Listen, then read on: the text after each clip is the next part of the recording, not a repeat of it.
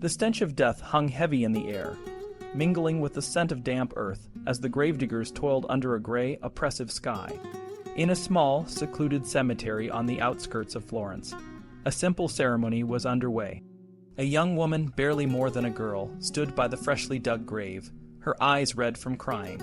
Maria, the beloved daughter of Duke Cosimo de' Medici, was being laid to rest.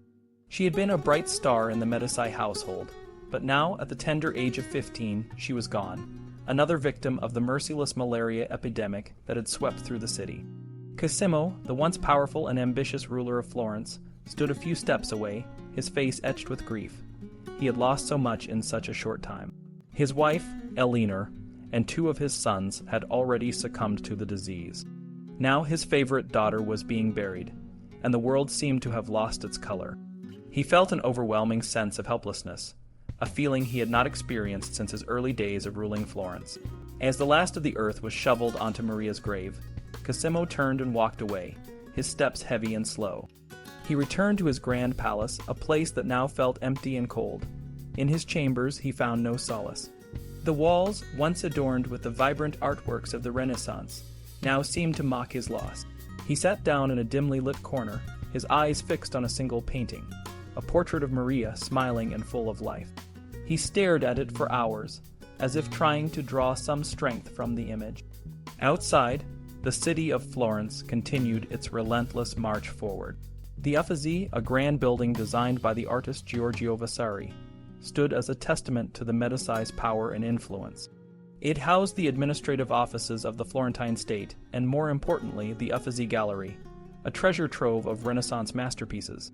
The Corridoio Vasari, a raised and enclosed passageway, connected the Uffizi to the Palazzo Vecchio and the Duke's new residence, the Pitti Palace, allowing Cosimo to move between his domains without the need to mingle with the common people.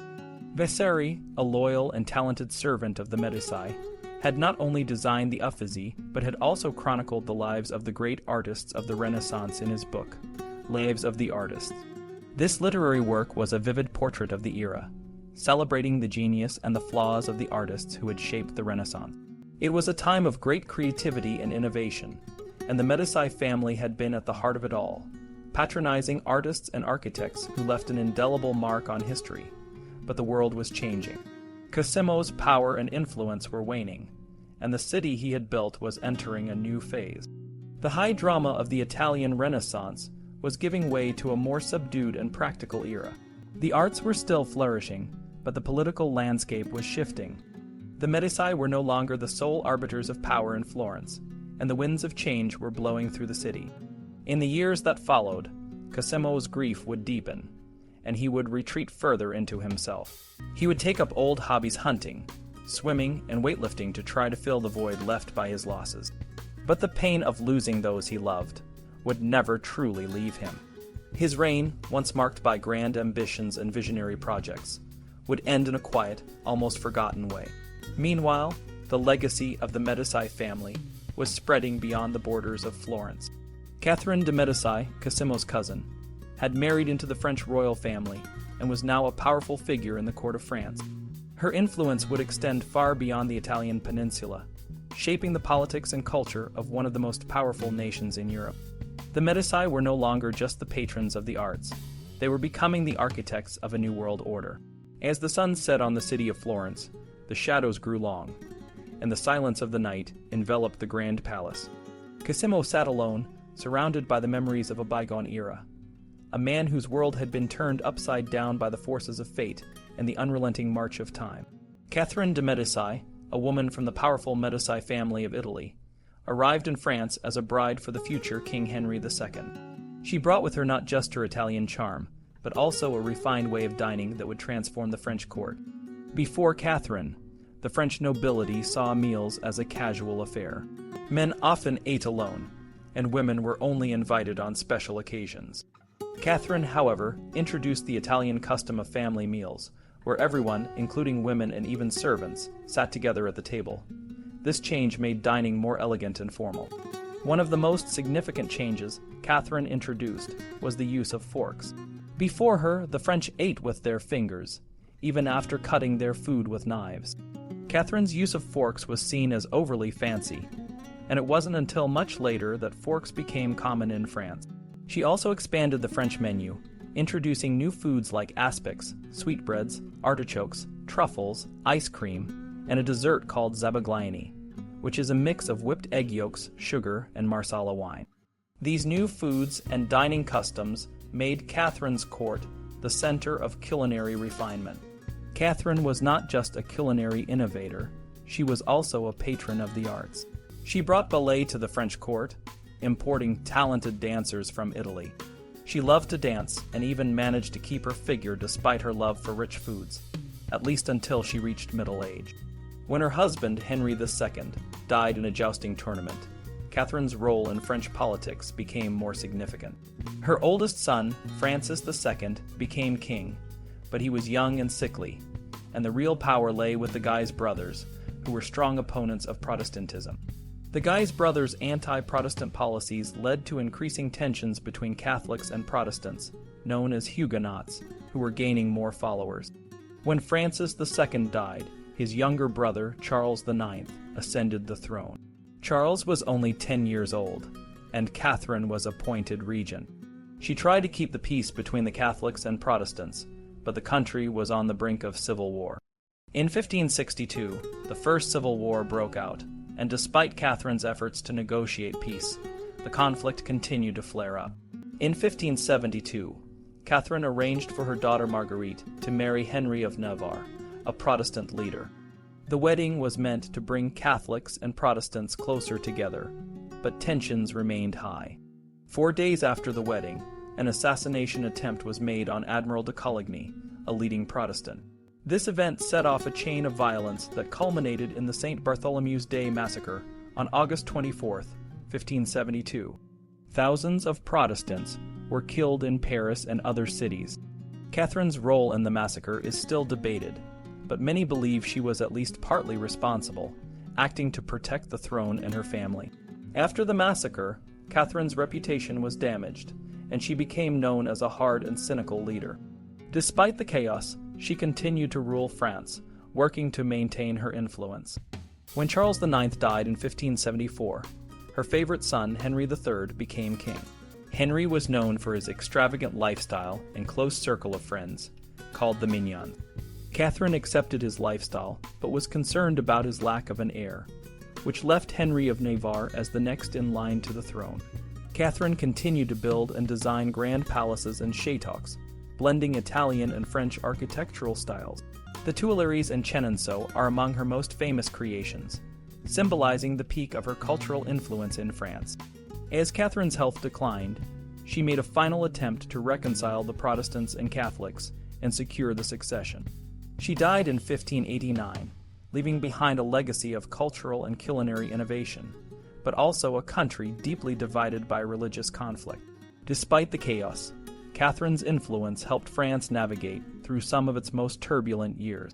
In the summer of 1605, 5 years after Marie de Medici left Florence to marry King Henry IV of France, Grand Duke Ferdinando I faced a challenge. His son, Cosimo, was a lively and charming young man, but he was also quite lazy. Despite being intellectually gifted, Cosimo preferred entertainment to studying. Ferdinando I needed a tutor who could capture his son's interest and guide him towards a more serious academic path. The best candidate for this task was a 40-year-old professor of mathematics from Padua University, a man named Galileo Galilei. Galileo was already making a name for himself in the academic world. He was known for his innovative ideas and his passion for science and mathematics. When Ferdinando I heard about Galileo, he saw an opportunity to bring a fresh perspective into his son's education. Cosimo was not thrilled at the idea of a new tutor, but he was curious about this man who was so well regarded. Galileo, known for his engaging personality, quickly won over the young prince. Instead of dull lectures, Galileo used experiments and real-world examples to make learning exciting. He taught Cosimo about the movements of the planets, the principles of physics, and the importance of observation and experimentation. Galileo believed that the key to understanding the world was not just reading ancient texts, but also conducting experiments and making observations. He encouraged Cosimo to question everything and to seek evidence for his beliefs. This approach was quite different from the traditional methods of the time, which often relied heavily on the teachings of ancient philosophers like Aristotle. One of Galileo's most famous experiments involved dropping different objects from the Leaning Tower of Pisa to demonstrate that they fell at the same rate, regardless of their weight. This challenged the long-held belief that heavier objects fall faster. Galileo's experiments and theories were groundbreaking, and he was not afraid to challenge the established views of the time. Under Galileo's guidance, Cosimo's interest in science and mathematics grew. He began to see the world in a new light, filled with possibilities and mysteries waiting to be explored. Galileo also taught Cosimo about the importance of critical thinking and the value of questioning traditional beliefs. However, Galileo's ideas were not always well received. The Catholic Church, which held significant power in Italy, was suspicious of his theories, especially those that contradicted the Church's teachings. Galileo's support for the heliocentric model, which placed the Sun at the center of the solar system, was particularly controversial. Despite this, Galileo continued to pursue his scientific investigations, driven by his curiosity and his belief in the power of reason and evidence. Galileo's time as Cosimo's tutor was relatively short, but it left a lasting impact on the young prince. Cosimo's experience with Galileo instilled in him a love of learning and a respect for scientific inquiry. This influence would later shape Cosimo's approach to governance and his support for the arts and sciences in Florence. Galileo, on the other hand, continued his groundbreaking work. He would go on to make significant contributions to the fields of astronomy, physics, and mathematics. His discoveries and methods would lay the foundation for the scientific revolution, changing the way people understood the world. The relationship between Galileo and Cosimo was a brief but pivotal moment in the history of science and education. It showed that a passionate and innovative teacher could inspire a student to think differently and to embrace the unknown. For Cosimo, this early exposure to Galileo's methods and ideas would prove to be a valuable foundation for his future as a ruler and a patron of the arts and sciences. For Galileo, it was just the beginning of a journey that would forever change the course of human knowledge. Galileo Galilei was born in Pisa, Italy, on February 15, 1564, just 3 days before the great artist Michelangelo passed away.